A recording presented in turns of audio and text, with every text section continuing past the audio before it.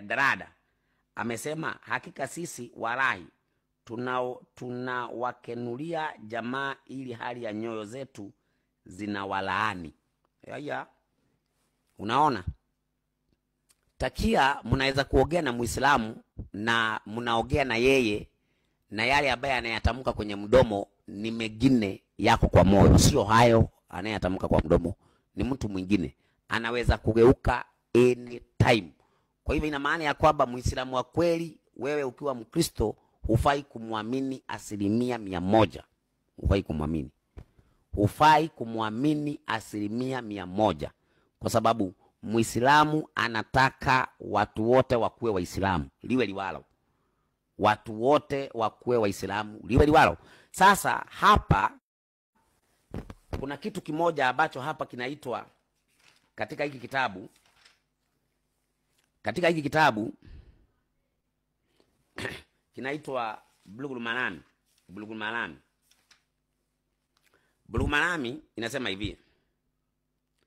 Katika ukurasa wa 456 hadithi ya 1085 nasema Abu Musa amesimulia, Mtume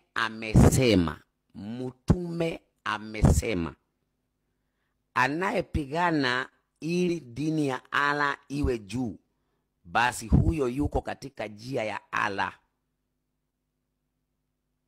Sasa kuna watu ambao watakwambia kwamba vita hii inaitwaje?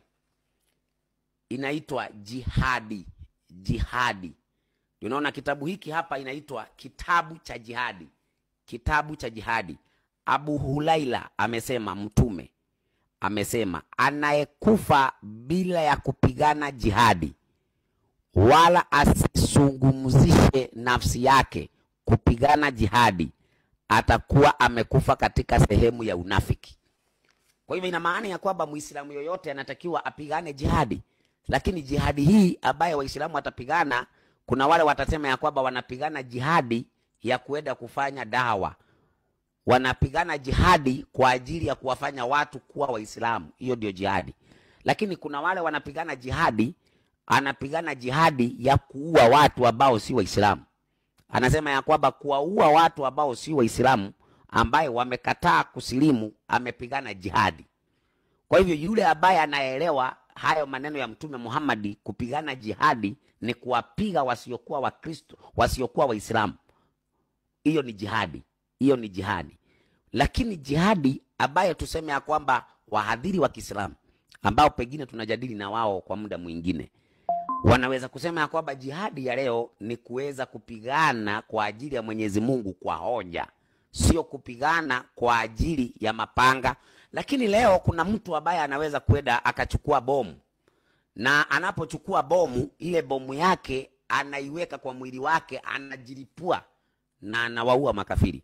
Na wacha nikuambie, hapa Kenya kumelipuliwa mara kadhaa, na wale ambao wana hizo malipuzi huwa wanaokoa yoyote ambaye atakiri ya kwamba ni Muislamu. Yoyote atakayekiri ya kwamba ni Muislamu hawawezi kabisa kumlipua, labda yule ambaye hajajieleza. Lakini ukijieleza mbele yao ya kwamba wewe ni Muislamu, ukijieleza mbele yao ya kwamba wewe ni Muislamu, hauwezi kufa pamoja na wale ambao wametarget kuwaua. Kwa hivyo wale ambao wanatagetiwa kuuawa ni wale ambao si Waislamu. Kwa hivyo kulingana na Uislamu, kulingana na Muhammad, amani na furaha na upendo umo miongoni mwa Waislamu kwa Waislamu. Hakuna upendo kwa Muislamu kwa Mkristo. Usidanganywe na mtu. Usidanganywe na mtu. Kile ambacho atafanya ni kutumia takia. Anaweza kuonyesha kwamba mko pamoja, lakini kwa ndani yake ndio unaona kwamba Qur'ani inasema msiwafanye Wakristo marafiki wa kuwapa siri zenu. Muislamu gani ambaye hajui hiyo aya? Msiwafanye Wakristo marafiki zenu wa kuwapa siri zenu. Ni siri gani hizi ambazo Waislamu wako nazo ambazo zinafichwa Wakristo wasijue? Baadaye wanakuja wanasema ya kwamba Wakristo ni marafiki zao. Watakuwaje marafiki zao lakini kuna siri ambaye hawajui? Ni siri gani hii ambaye Waislamu wako naye ambaye Wakristo hawafai kujua? Ni siri gani ambaye mnaambiwa na Allah na mtume wenu Muhammad msiwafanye Wakristo kuwa marafiki wa kuwapa siri zenu. Sasa hapa katika hiki kitabu katika hiki kitabu tu bado kinasema ya kwamba Muislamu akimpata Mkristo ama Myahudi mahali ambapo pana shida, hebu sikiliza. Kitabu hiki kinaitwa Bulughul Marami, ukurasa wa 469, hadithi ya